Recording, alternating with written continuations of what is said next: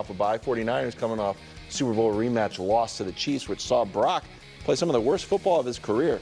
Dak was asked to assess his play, and honestly, sounded a lot like Brew's analysis. Take a listen.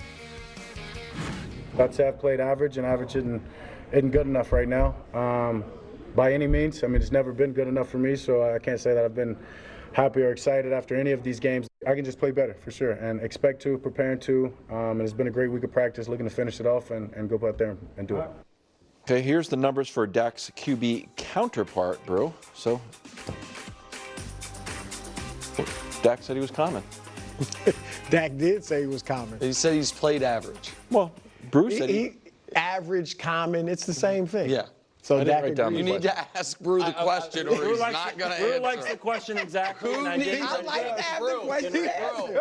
I got you. I didn't know. You know, I'm a writer. I was big on transitions I and all kind of wanted you that. to talk the Yeah. game, but But I you know got what to it show was. has gonna to flow. I The show has to Brew, flow. I got You'll you, just buddy. jump out of Hey, nowhere Brew. with a comment. Who needs a big game more, Dak or Brock I Purdy? had that down. Now Good question. Thanks, Brew.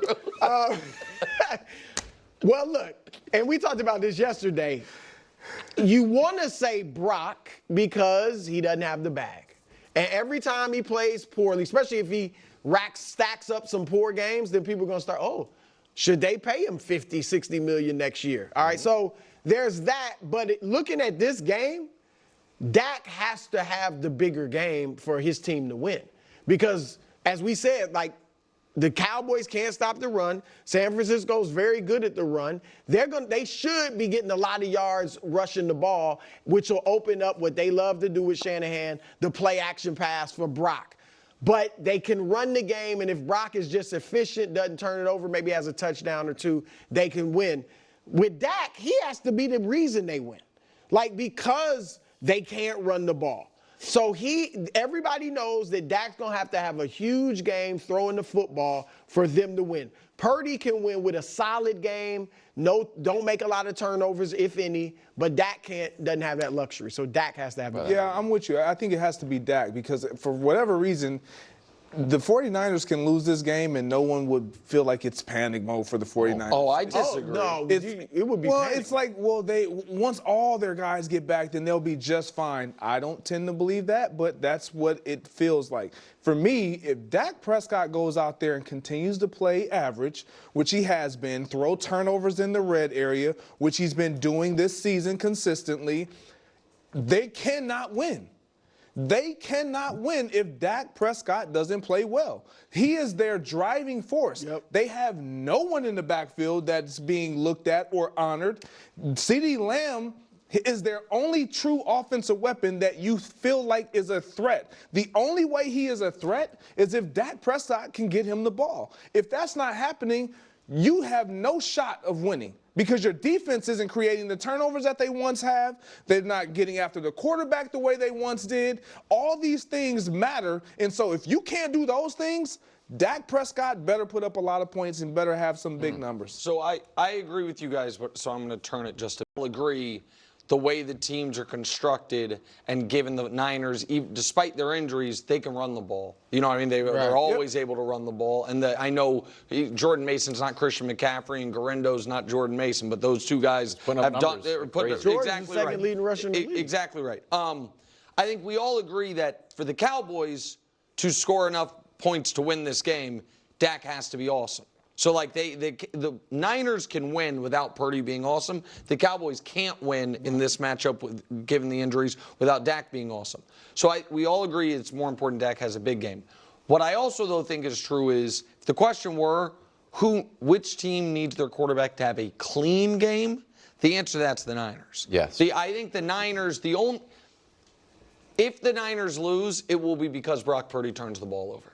Like I'm not. That's not me trying to trash Brock. What I'm saying is the numbers show you when he plays clean, they don't lose football games. And he also, for a guy who I know his first year, it was a lot of short stuff, screen passes. He's not even close to that guy anymore. He is pushing the ball down the field, and he's taking chances with the ball for good or for bad. Sometimes it's good. It creates these amazing Juwan Jennings plays, George Kittle plays.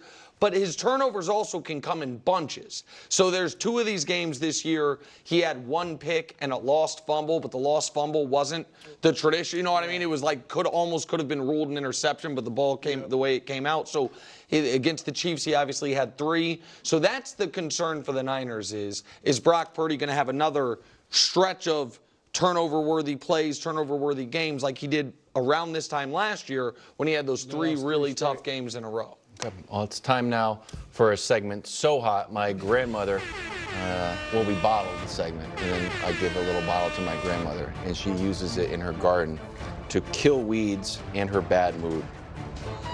It's upset alert. Greg? Oh, no, first we have to do the scoring. Yeah, I mean, come on. Sorry. Do we? Yeah, we do, especially KW. I'm back. Look at you, buddy. Hey. The Dallas Cowboys. Cowboys at 49ers this weekend. San Francisco growing as a favorite after they heard our takes. This line now at 4.5. Cowboys off a bye. Here's Dak on what the Cowboys worked on this week. Take a listen.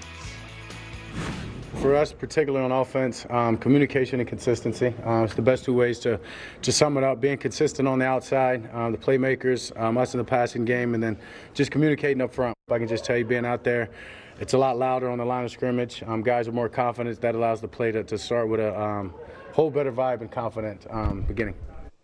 Okay, Brew, who you got in this one? Nick thought he was slick on the morning call. He said he predicted, Brew's going to take the Cowboys. He's been hinting at it all week. That's what he said. And I will be honest in that I have thought about that. Really? They're coming off a bye. San Francisco is banged up. Obviously, the Cowboys are too, but so are the Niners. And the Cowboys are desperate. However, the Niners are even more desperate. I'm going with San Francisco. I can't, Nick, unsee down 47-9 to the Lions. I can't unsee that, all right? And I get that those teams right now are playing far better than San Francisco. But still, though, going into each of those games, it was like the Cowboys got to prove something, or they're desperate. Like, it's a huge game. They got to show up. Like, they weren't obviously quite as desperate as now, just because we're a little later in the season. But those were huge games where it was like they got to show up, and they didn't. And even, you know who's more desperate than Dallas, Nick? The Niners.